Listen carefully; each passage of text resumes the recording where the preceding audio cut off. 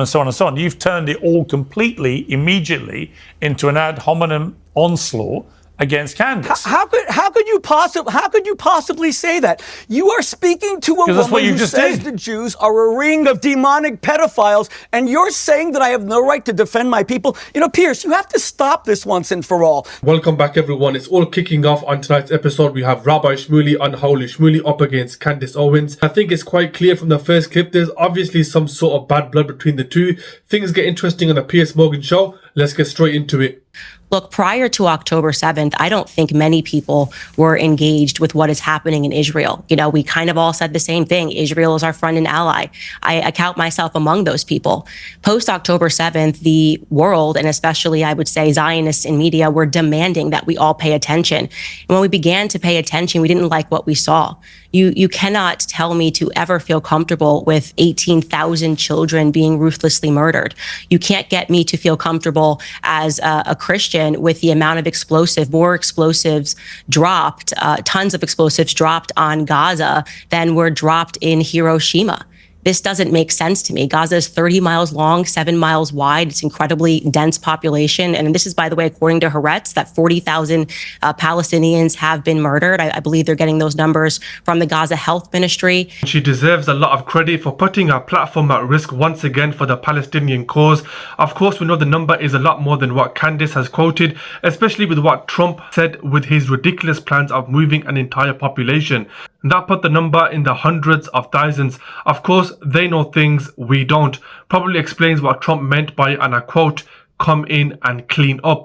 The Euromed published an official statement stating Israel has dropped more than 25,000 tons of explosives on the Gaza Strip since the start of its large-scale war on the 7th of October, equivalent to 2 nuclear bombs. Euromed also highlighted that the weight of the nuclear bombs dropped by the United States on Hiroshima and Nagasaki in Japan at the end of World War II in August 1945 was estimated at about 15,000 tons of explosives. So we have 25,000 tons dropped on the Gaza Strip alone versus 15,000 tons of 2 nuclear bombs. Okay, Rabbi Shmuley. Okay, and okay, thank you. And of course, Piers, there was nothing ad hominem about my being demonic. This is a 2 against 1 debate. I expected that. It's not a 2 against 1 debate. And I will, excuse me, no, it's a 2 against 1 You've debate. You've made no attempt to answer my question. No, Piers, Candace, let me speak. Candace has been trying to answer my question. Candace just said, you're not. Candace just said, Candace, filth, demonic, there's nothing ad hominem about that. You are correct. You're right, Piers. Candace Owens just said that Israel dropped more bombs on Gaza than on Hiroshima. Hiroshima was an atomic bomb, Candace. You know, why don't you just read Wikipedia? Israel has nuclear weapons. They've never used them, so I have no idea what you're talking about. I think Rabbi needs to get his ears checked, and whilst he's there, he needs to brush up on the English language too. Candace was talking about the weight in tons. It's not just the name given to the bomb that matters. Quantity and weight play a huge part. Over 10,000 bombs have been dropped on the Gaza city alone. Just take a moment to reflect on that. I'll leave a link in the description for further reading for anyone interested. Now let's look at Israel's justified defense.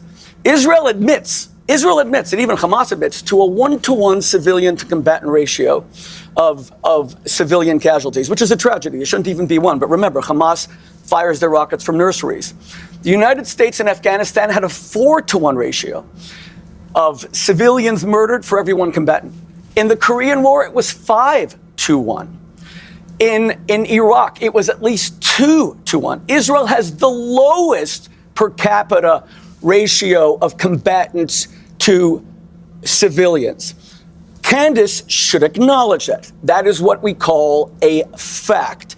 The rabbi is lying again. 1-to-1 means 50% of civilians and the other 50% is combatants. This is ludicrous. 60 to 70% of deaths are women and children. Adding in men, take it to 80%. That means for every 4 civilians killed, only 1 combatant. However, even that is a push. Back in October 2023, Netanyahu stated 17,000 Hamas fighters have been killed. The same time frame last year, official reports reported over 60,000 casualties. Point is that now what's happening across America is that you have Zionist organizations that are threatening and bullying people because people are taking a stance against this act against humanity. What they're doing is inhumane in Palestine. And so what they're doing is they're saying this person should get fired, this person should lose their job. The Zionist Federation of Australia just asked for me to have my visa banned simply because I don't support what Israel is doing. And if that is what I have to pay, if ultimately what happens, I get my visa banned because Zionism has a lot of money in media, then so be it. It's less of a price than the children in Gaza are paying right now. And as a Christian, I will never support what Bibi Netanyahu is doing. Right, and what's interesting to me, Rabbi Shmuley, may I respond? hang on, May I respond? Yes, but let me just say again the question I put to you earlier. It's not just people outside Israel who are now heavily criticizing Netanyahu and his government. It is people inside Israel in massive numbers. And so my question for you is, why? Why are so many people inside Israel taking to the streets to demand that Netanyahu stop this war? No, they never said he should stop the war. They said there should be a ceasefire to release the hostages because Israel is a cult. Don't interrupt me, please, Candace. Because Israel is a culture of life. And that's why Israel got into this mess for October 7th. Piers, I have two sons fighting in this war. I understand the dangers that are being faced. No one's saying to stop the war, not to destroy Hamas. They're saying call a ceasefire to release the hostages because of their execution. But I must respond. First of all, Candace just said that Israel dropped more bombs on Gaza than on Dresden.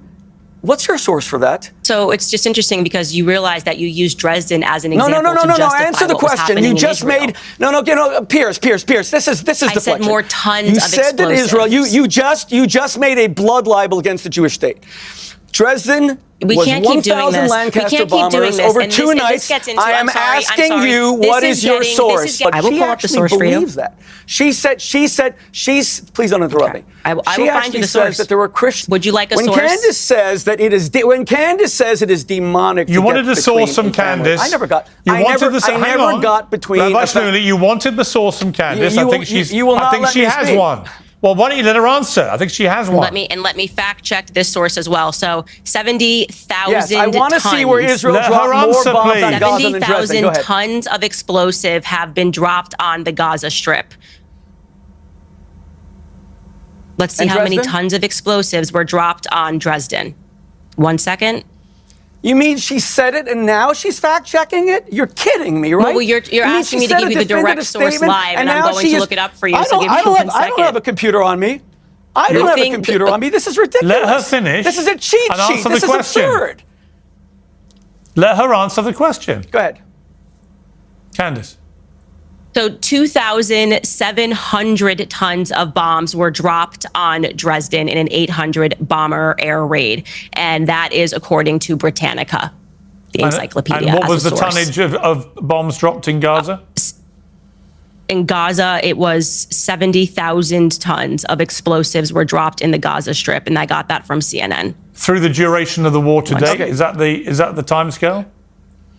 Yes. Okay. So Rabbi Shmuley, which that would they're seem saying to be has surpassed So let's be clear. Dresden, so Hamburg, over and 11 London months, during World War II. she's comparing an 11-month war to a single night in Dresden. That's clearly absurd. I'm glad that she has her cheat sheet, her computer in front of her. But notice, she made this you called statement, it a blood libel, not knowing what she was talking about. What she said. Hang on. What she said, to be clear, was that the Israeli. It's also in the New York Times. The Israeli Defense Force had dropped more bombs on Gaza than were dropped on Dresden. That is true.